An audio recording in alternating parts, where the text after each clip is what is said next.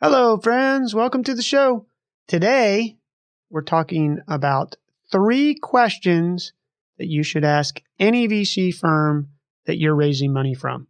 That's 3 questions any venture capitalist that you're talking to about potentially funding your company. Let's not waste another second. Let's get to it.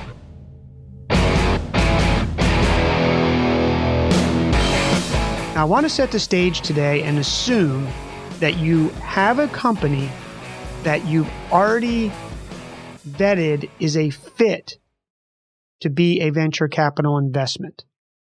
It's a different subject, but I'm going to assume that that's what we're talking about. So we're talking to venture capitalists. Our company is a venture fundable business. And what happens is we as entrepreneurs, we are so anxious to get money for our venture and get it going that we take this more passive role when we meet venture capitalists or investment firms and feel like they're the ones in control because they've got the checkbook and they've got the money that we want. But what we need to remember, and it can be hard because we want so badly to get our venture funded that we'll almost do anything to get the money. And it's a mistake, because not all investors are a good fit for us, even if they can write a check. And I've had, over my 20-year career, most of the investors that I've ever had have been really great. But I've had some that weren't a fit. Not that they weren't really great. In fact, some of the skills that they brought to the table were awesome. And I wish it would have been a fit because I think it would have greatly helped our company. But there was a few things where we didn't align.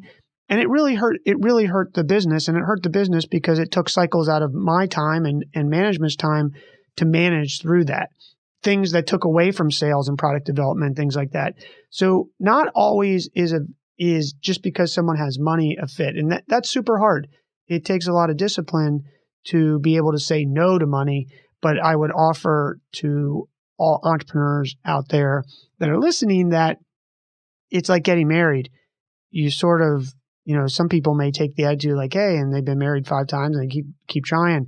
But the breakup is the painful part. And it's really painful when it comes to money, not just in the marriage and breaking up and splitting it, but when it comes to a company. And in many instances, unfortunately, it's why a lot of the startups and early stage growth companies go belly up isn't necessarily because they didn't have a good product or service. It's because something happened on the cap table and from a financing perspective, it just got sideways.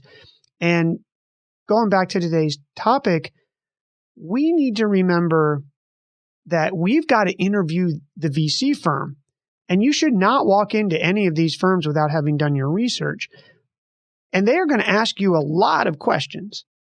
And at the end, or leave time, they should say, hey, do you have any questions for us? The good ones will do that. Even the top ones will do that. And I've got 3 questions that you should ask. So number 1, you can say something to the fact, which you should have done. I've done some general research on your firm. You look really good. That's why I'm here. Can you tell me more about the current fund that you would be investing out of? And here's what you want to know. Usually venture funds invest for their 10-year terms, and they're going to invest for the first 4 to 6 years. That means they're going to put that money to work in that fund. If they have $100 million, they're going to invest $80 million if they have a 20% or 2% management fee, which is another discussion how venture capital works. But they're going to invest that money, and then the remaining years they're going to work on the companies and look for exits. And that's how they make their money. They sell the companies or sell their positions in these companies. The reason you want to know that is because if they're in year 5 of the current fund, they may not have room in their investment strategy to make an investment in your company. And you want to know that as it relates to them being in your pipeline as a potential investor. And here's what I mean. Even early stage venture capitalists, they allocate different stages of companies. They may say, we're going to make 10 investments and 3 of them are going to be pre-revenue. 3 of them are going to be revenue based and 4 are going to be have revenue growing and are near profitability. And that's how they think about their investments. Most venture firms aren't going to just make all early stage investments and just let it roll, mainly because they're investors. They've got to manage their portfolio just like you manage your stock portfolio. They're doing the same thing. And you want to understand where they are. They may not have a lot of what they'll call dry powder, meaning how much money they can invest. In fact, that's an important thing to ask. So you want to ask where they are in their current fund cycle. You might find out that they're raising a new fund, which means that they're not going to have any money to invest in you until they raise that fund. If they say we're raising a fund currently, ask them where they are in that stage. How much are you raising? They're raising 150. How much have you closed? We've closed 50. Well, now you know what's the threshold for you to start investing. And they'll say, well, when we get over 75, we're going to start putting money to work. And you're like, okay, now you start to get a sense where to fit them into your pipeline, because you need to know just as much about them as they know about you. So understand where they are and what types of investments they have left in their current fund to see if that's a fit for you. Question number 2. Ask them, in the last 3 investments, can you tell me a little bit about the dynamics and how it worked? And what you're looking for here is a process. You're trying to figure out what their process is. Did they meet the entrepreneur and it took 6 months to close the deal? Did they meet the entrepreneur and it took 3 weeks? So try to get an understanding of exactly what their process is and how long it takes, so that you understand that a lot of people think that you're going to walk in, pitch a venture capitalist, and they'll write you a check. And that does happen. It's happened to me a few cases with investors that on a first meeting, I've walked away with a check, but it's not the norm. It's not the norm. It's the stories you hear, because those are the exciting stories that make the news and make everybody get excited. But you should set your expectation. That is not the norm. There is a diligence process. They're going to give you a term sheet likely. And that doesn't mean you're going to get the money. It means that now you're in this due diligence phase that could take another 8 weeks. That's what you're looking for here. How long is their due diligence? What does that look like? If you're a software company, are they going to do a code review? If they do a code review, what does that involve? If they want to talk to customers, how many customers do they want? So try to understand when you're asking this question what their process is, and you'll get a good sense of that from their last 3 deals, and they should be happy to talk to you about it. Number 3, a really, really important one. How does their firm make decisions?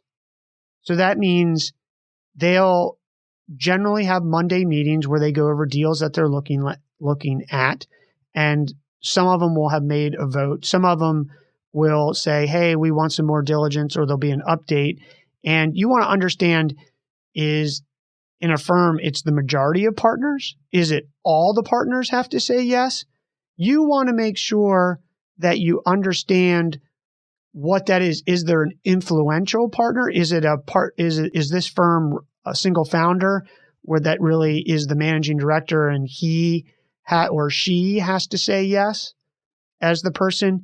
You want to understand that process, and especially true if you're talking to an associate in a venture firm. Now, what's happened is entrepreneurs got smart over the years and basically said, hey, we're not going to meet with associates because associates can't make decisions. So venture firms change their naming convention and call a lot of effectively associates partners, because then it makes you feel like you're talking to a partner. But ask the question, regardless of what all these titles are, at the end of the day, what you're really looking to understand is, how do they make decisions and what does it take to get an investment done? And then you can understand the dynamics, and you'll understand at that point if they're interested in you and you're interested in them and there tends to be a fit, what that process is going to look like and who the important person is. Now, I said I was going to give you 3 questions, but I'm going to give you a bonus question that you should ask at the end, because at the end here, you will have given your pitch. They will have asked you a ton of questions, and just ask them. Say, on a scale of 1 to 10, 10 being you're going to give me a term sheet Monday with no questions on valuation. Based on what we've discussed, how would you score this opportunity that our company presents to you? And let them give you a score. And at least then you have some feedback. And it gets the dialogue going of if they're a 9, then you say, hey, what's it going to take to get to a 10? If they're a 7, you can figure that out. And if they're a 3, then you get an idea there. It's a direct question that probably will make your heart pump a little bit when you ask it, but it's a really important question because I can tell you there have been too many times early in my career when I went and pitched investors and walked out of there thinking, okay, well, I don't even know what's next. Like, what was that? And you wind up in this black hole with no direction.